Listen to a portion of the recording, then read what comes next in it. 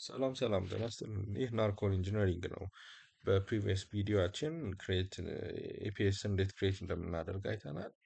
አሁን ደግሞ አንደር ኢች ኢፒኤስ እንዴት ፕሮጀክትን ክሬት እናደርጋለን የሚለውን እናያለን ማለት ነው። ናርኮን ኢንጂነሪንግ የሚል ኢፒኤስ ኦልሬዲ ክሬት አድርገናል።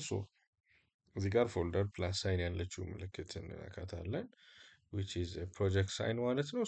ይሄ ይመጣል።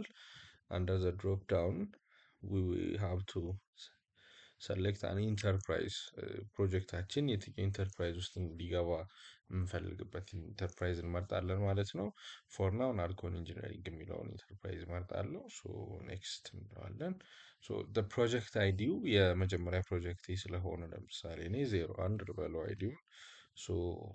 ፕሮጀክት ኔም ይፈልጋል። ስለዚህ ፕሮጀክት ኤል በለው ፕሮጀክት ስሙን።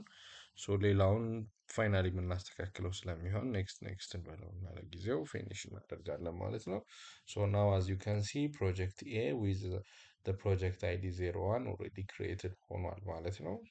ኔክስት ቪዲዮ ላይ ደብሊው እንዴት ክሬት እናደርጋለን የሚለውን እናያለን። አብራችሁን ቆዩ። ፎሎ በማድረግ ኢንከሬጅ